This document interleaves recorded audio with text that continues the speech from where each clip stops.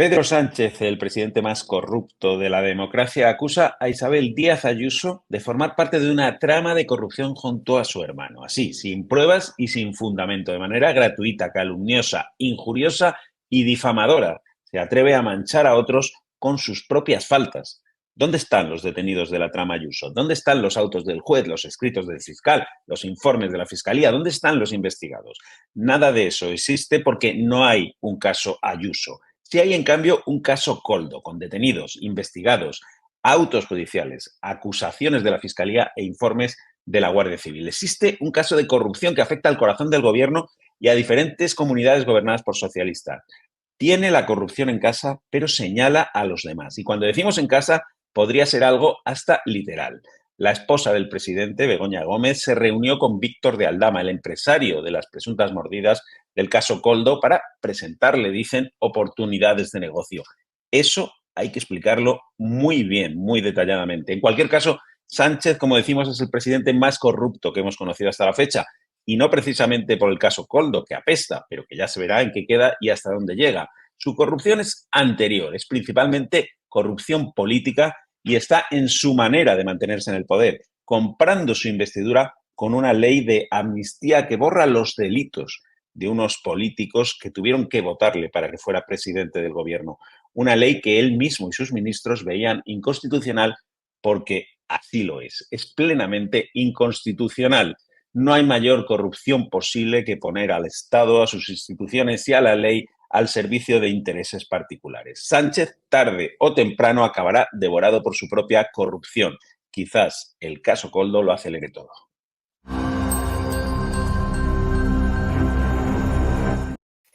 Estamos ya en la tertulia de Es Política aquí en Es Diario y la verdad que con mucha actualidad por delante y nos acompaña Benjamín López, su director de Es Diario, y también Joan Guirado, periodista. ¿Cómo estáis?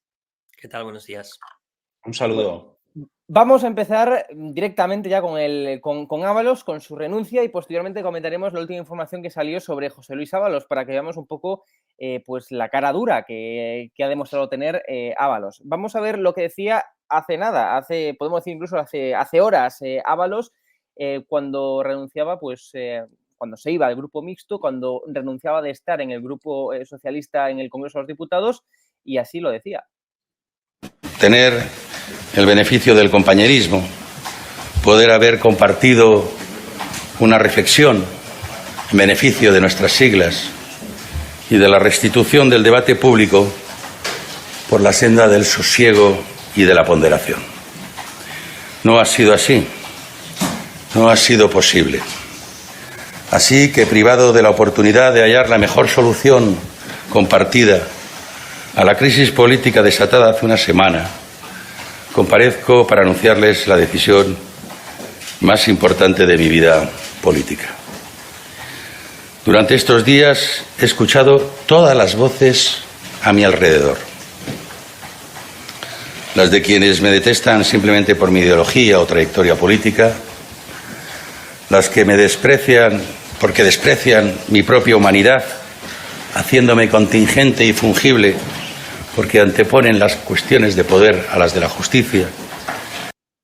Bueno, pues lo acabamos de escuchar, cuanto menos pues se eligió como una víctima, una cacería total y absoluta contra él, y hoy conocemos precisamente esta información. El juez señala al exministro José Luis Ábalos como intermediario de la trama Coldo, y ojo, porque esta intermediación no sucedió hace años, no sucedió, dice, pues hace un mes. La Guardia Civil ya lo estaba investigando, a Ábalos y al resto también de los que conforman esa trama, y hoy conocemos esta información.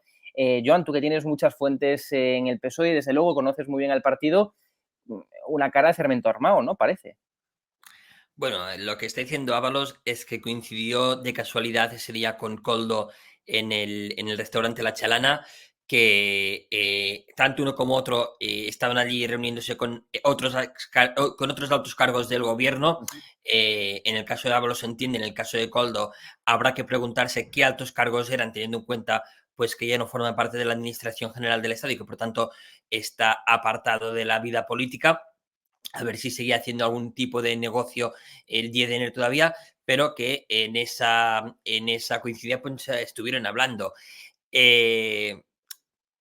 Yo doy la presunción de inocencia a todo el mundo. Además, en el caso de Ábalos, pues le tengo un cariño y una simpatía en particular, pero no es fácil actuar o no es fácil responder como se está respondiendo hoy, sobre todo cuando no se conocen todas las cartas sobre la mesa y sobre todo cuando estamos viendo informaciones como las que han aparecido esta misma mañana, que sitúan en la trama o que dibujan alrededor de la trama a otras personas de mucho más para arriba. Yo hace unos días le decía a una de las personas que están más metidas ahí dentro en esa trama que creía que si eso era real, conociéndoles, les superaba a él y a otra persona muy cercana a él. Entonces veo que se están cumpliendo esas cosas y veremos dónde acaba. De decir, yo creo que la foto, iba a decir la foto final, no, la foto inicial habrá que hacerla cuando tengamos todos los elementos reales sobre la mesa, cuando conozcamos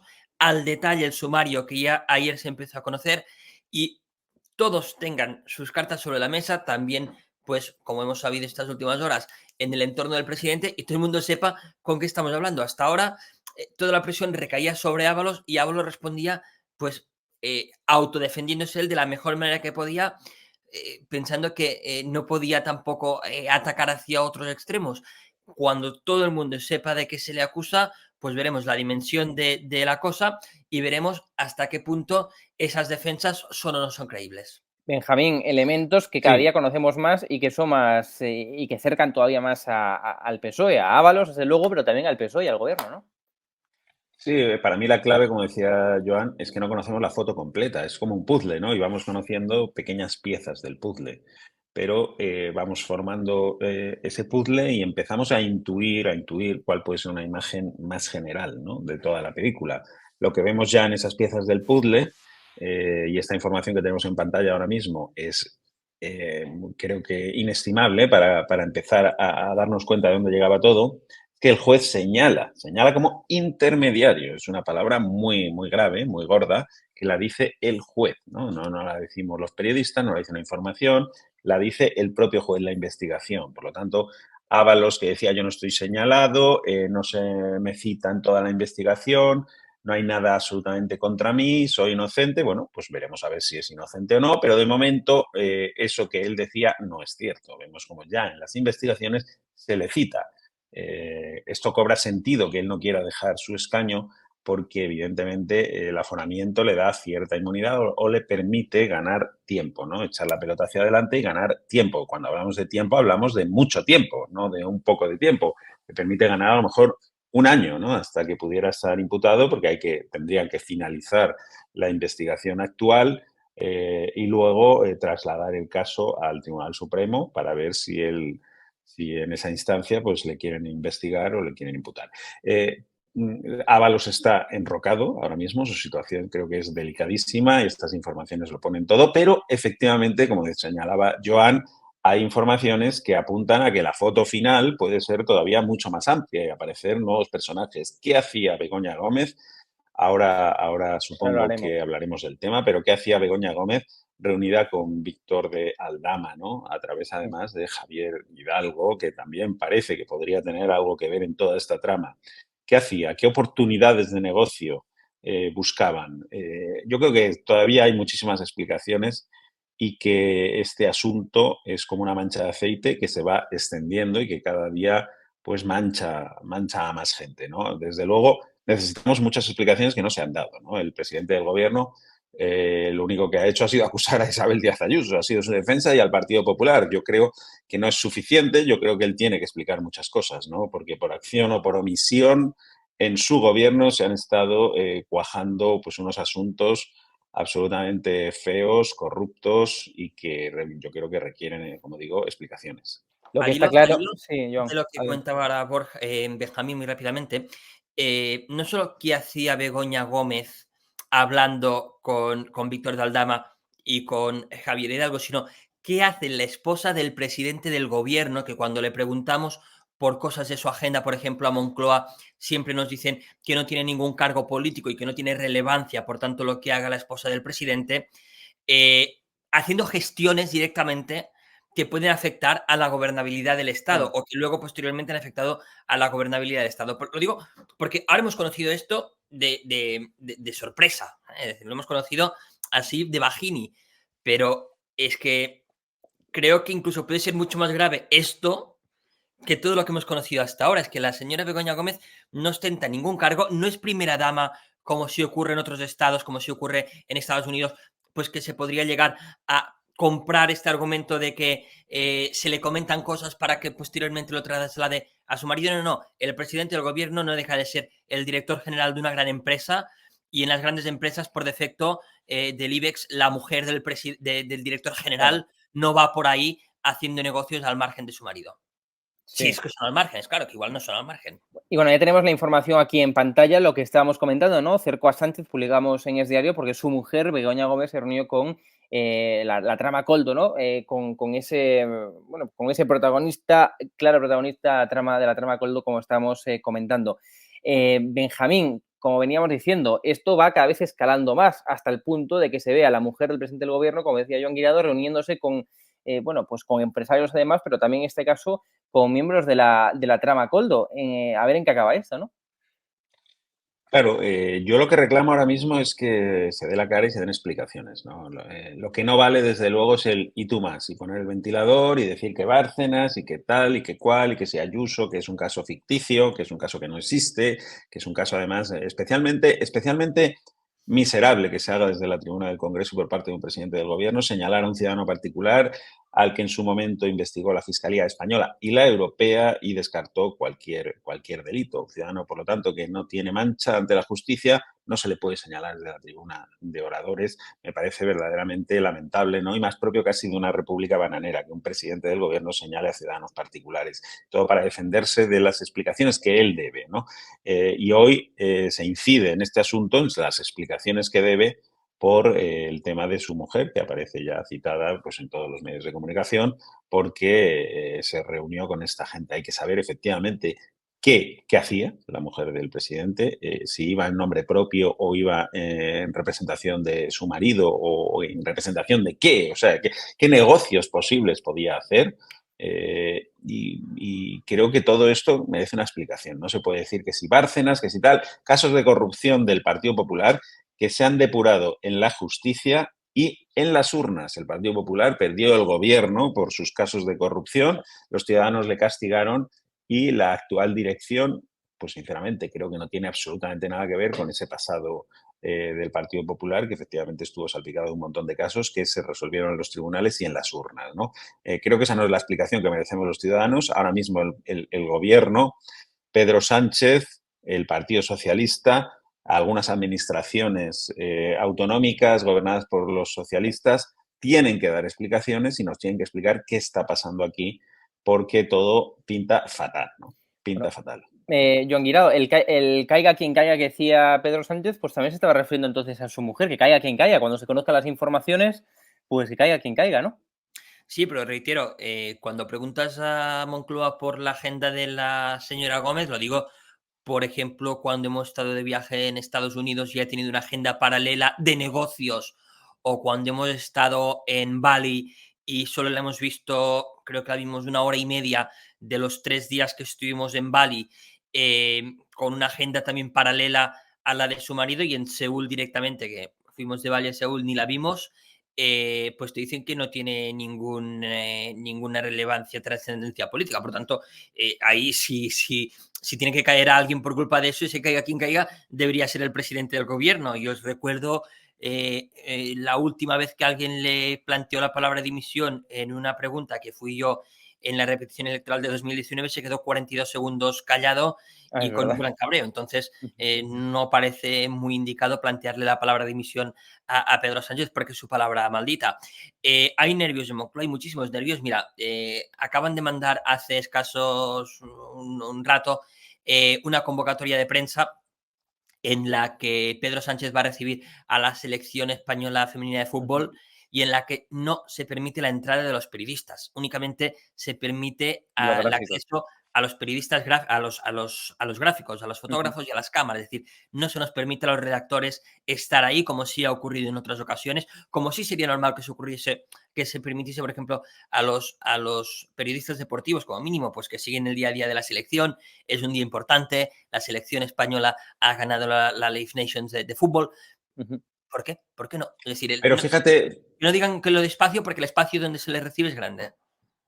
Fíjate de ese puzzle que hablábamos al principio, que es verdad que vamos conociendo piezas por separado y que habrá que intentar unir, pero ¿en qué manera o en qué medida puede entrar aquí pues informaciones del pasado en las que se apuntaba al espionaje del móvil del presidente, ¿no? ¿Qué información tenían los servicios secretos marroquíes, como se dice que estaban detrás de aquel espionaje? ¿Qué información podían manejar?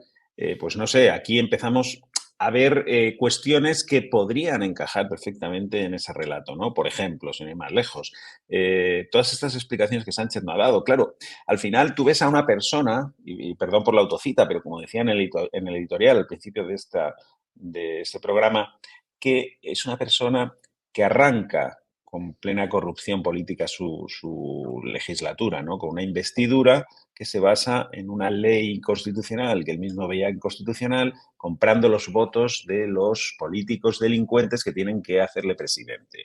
Claro, si un presidente del gobierno es capaz de hacer eso, yo como ciudadano me puedo preguntar perfectamente, y como periodista también, si no era capaz también de hacer este otro tipo de asuntos, ¿no? Por eso digo que esto requiere muchísimas explicaciones y que está empezando y que pone un cerco terrible, ¿no? Alrededor ya, te diría, del Palacio de la Moncloa, no solo del Partido Socialista de la calle Ferraz, sino del Palacio de la Moncloa. Estábamos hablando el papel de Begoña Gómez, o el sé que haya quien caiga. Os decía que en Moncloa siempre nos responden de que no tiene trascendencia política.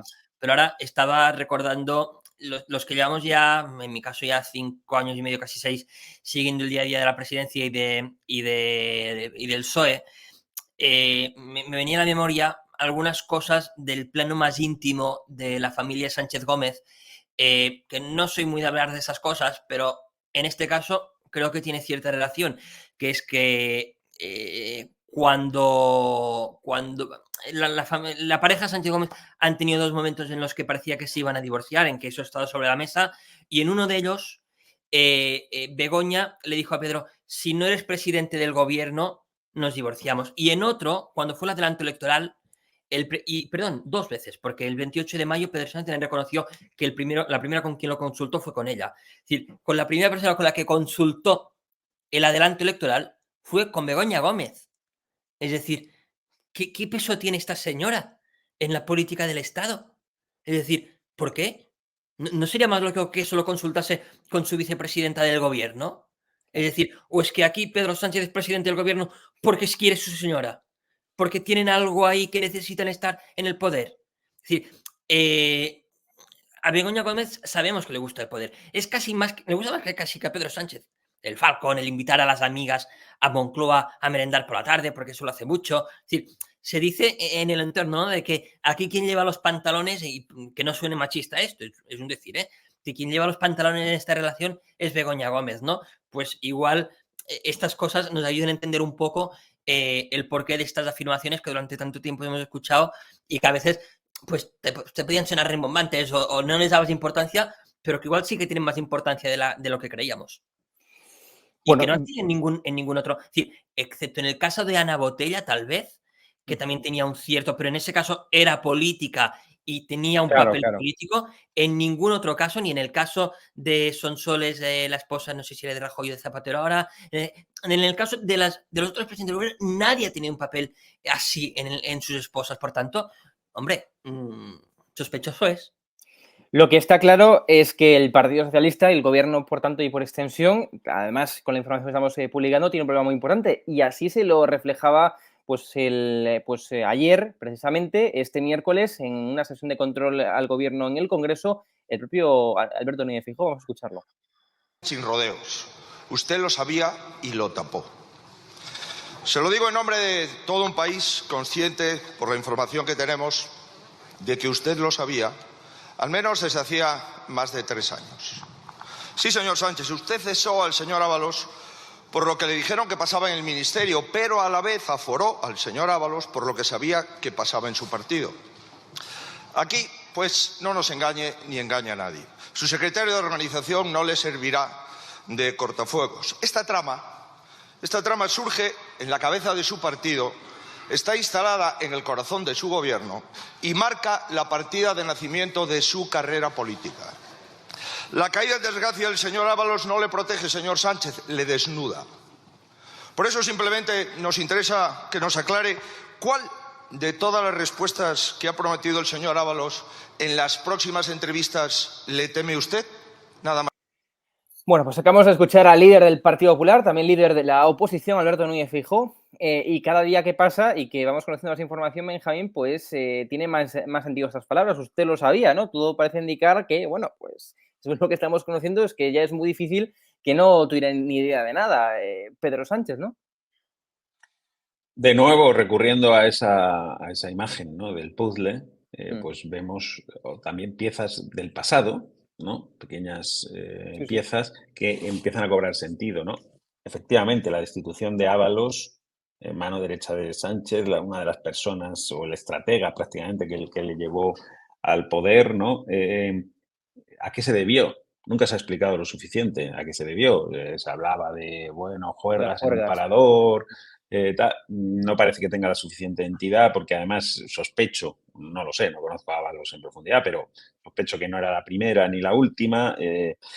No creo que por ahí pudieran venir los tiros, no tiene suficiente entidad. Se hablaba del fracaso de la moción de censura de Murcia y que le hizo pagar los platos rotos, porque aquello desembocó la derrota en Madrid, fue un tsunami político importante, aquello podría tener más entidad, pero bueno, un colaborador tan estrecho a Sánchez, dejarle caer de esa manera, sin explicaciones, tampoco tenía suficiente entidad. Joan igual tiene más información sobre esto, pero al final sí que encaja que Sánchez pues tuviera informaciones de estos asuntos que se estaban cociendo en el ministerio y que pues podrían acabar salpicándole a él, como de momento pues ya mediáticamente al menos ya le están salpicando, ¿no? Y eso encaja mucho más en ese puzzle, desde luego. Joan, por tanto, sí, adelante. Puede ser eso que comentas, Benjamín. También es verdad que fíjate que en los partidos normalmente un secretario de organización, a diferencia del secretario general, cumple un ciclo de un mandato. Raramente vemos secretarios de organización que están más de un mandato en la Secretaría de Organización. De hecho, estos días, cuando tú preguntas en el PSOE por el shock del efecto Ábalos, dicen, bueno, ministros hay muchos, pero secretarios de organización hay uno por mandato.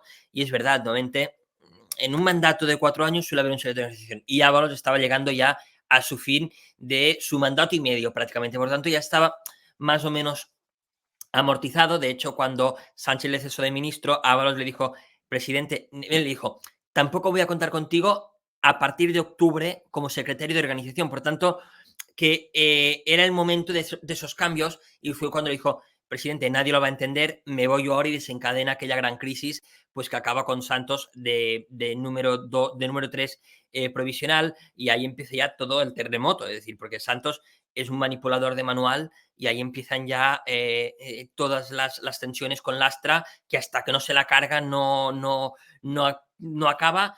Ya antes había manipulado contra Ábalos, contra el que es su amigo en principio, también con el tema de las facturas, porque el único que tenía acceso a los gastos en el partido era Ábalos, es decir, era Santos. Por tanto, que parte de la caída de Ábalos tiene que ver con Santos, y Santos también estaba intentando hacer caer hace muy pocos días a María Jesús Montero, con la diferencia de que es vicepresidente del gobierno, no como Lastra. Ya veremos cómo acaba también eso. Pero ¿quién está ahora mismo en el punto de mira dentro del PSOE? Es decir, ¿quién está siendo el más cercado, el más chamuscado por esto? ¿Santos Cerdán, porque fue el que introdujo, digamos, en el partido a Koldo García, al ex asesor de Ábalos, o Armengol, que también cada día conocemos pues, más información que están poniendo en el foco más directo a la que fue presidenta del Gobierno Balear? ¿Quién está ahora mismo en el foco?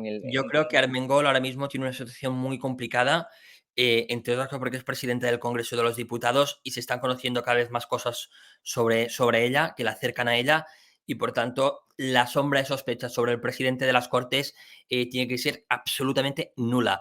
En el caso del presidente del gobierno hemos conocido lo de su esposa, pero todavía no hay nada que le cerque directamente como para que tenga que asumir esas responsabilidades políticas. Pero en el caso de Armengol, ya sea por acción o por omisión, ya incluso no son ni responsabilidades políticas. Yo creo que va algo más allá. Claro, Benjamín, Claro. tiene sentido, ¿no? Lo de la comisión de investigación que hice el PP. Claro, ¿cómo vamos a apoyar una comisión de investigación que todavía están barajando, planteando si votar no o votar abstención? Pero claro, pues una comisión de investigación en un congreso que está presidido por una mujer que tendría que estar seguramente compareciendo en una de esas comisiones, ¿no? Hombre, vamos a ver, la estrategia del PSOE aquí es la que hablaba al principio, la del ventilador y tú más, ¿no? Entonces vamos a mezclar todo, vamos a investigar a Feijóo en Galicia, pero ¿con qué base? Vamos a investigar a Mañueco en Castilla y León, a Ayuso, que ya en su día fue descartado, a Almeida, vamos a investigar a todos y también lo del Ministerio de Transportes, el caso Coldo, etcétera, como si fuera una más. No, no, no, no es uno más. Evidentemente Armengol está muy señalada, ¿no? Porque es que Armengol firmó un contrato, o sea, la Comunidad de Baleares firmó un contrato de mascarillas, que encima llegaron unas mascarillas defectuosas, no sé si la gente lo sabe, pero bueno, se lo contamos, llegaron unas mascarillas defectuosas que no daban el estándar de calidad que se había contratado, por eso ni se utilizaron, se metieron en un almacén. Armengol nunca reclamó el dinero de esas mascarillas hasta el último día, literalmente el último día que dejaba el gobierno. Entonces ahí, para cubrirse las espaldas, dijo, oiga, este dinero me lo tienen que devolver. Todo eso desencadena esa reunión de Ábalos, supuestamente con Coldo y con los empresarios de la trama, de la que se hace eco el juez y por la que le señala también como intermediario, ¿no?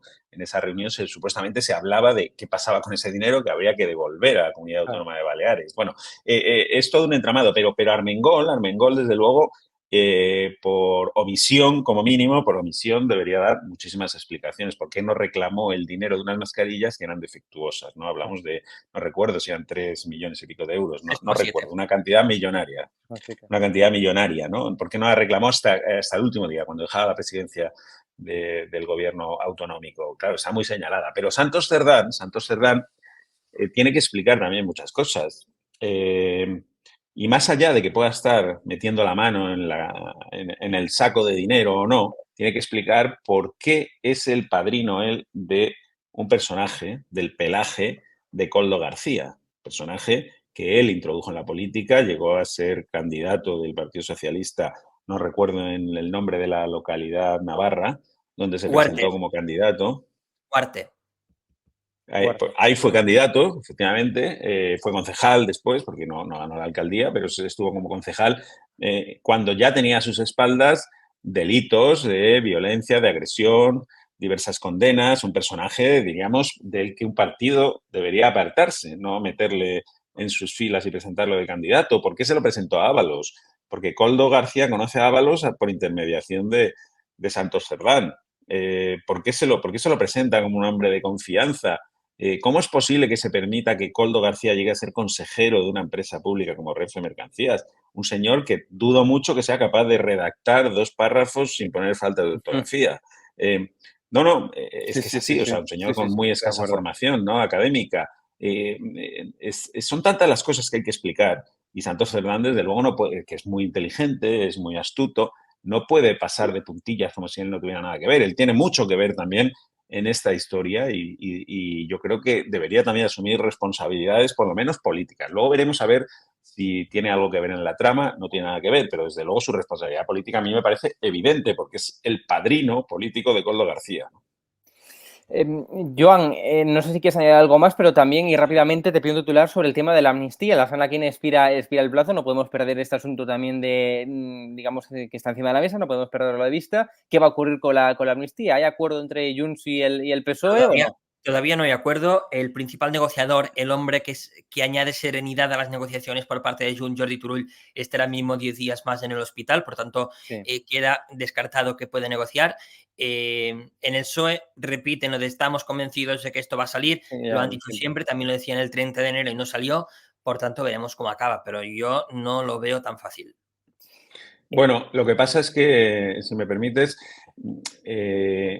Aquí ahora mismo el caso Koldo puede tener influencia también en la ley de amnistía, porque claro, el PSOE dice estamos convencidos de que va a llegar, hay una fórmula perfecta, clara y directa para que salga adelante la ley de amnistía, que es admitir las enmiendas de Junts. Admitir las enmiendas de Junts implica que, evidentemente, hasta posiblemente el Tribunal Constitucional aquí impediría que esa ley acabara viendo la luz, ¿no? Probablemente, pero es una manera de ganar tiempo, es darle una patada a la pelota hacia adelante. Sánchez está ahora mismo muy mal, muy acorralado, muy débil, y cuando tú estás así, tan acorralado y tan débil, eres más peligroso, ¿no? Y puedes actuar más a la desesperada. Y admitir esas enmiendas podría ser una vía de escape, ya digo, para ganar tiempo a unas sabiendas de que complica todavía más el futuro de esa ley de amnistía.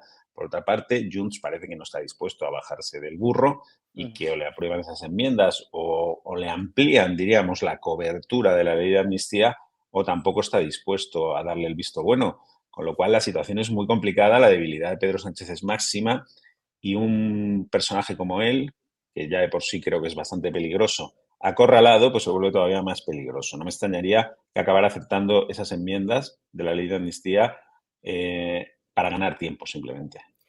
Nos hemos quedado ya sin más tiempo. Benjamín López, Joan Guirado, un placer, gracias por estar aquí y veremos en qué acaba, bueno, pues toda la actualidad, tanto la amnistía como evidentemente el caso Koldo, del que cada día conocemos, como decíamos, más piezas de ese puzzle. Muchas gracias, un placer. Gracias, gracias. Un saludo a los dos.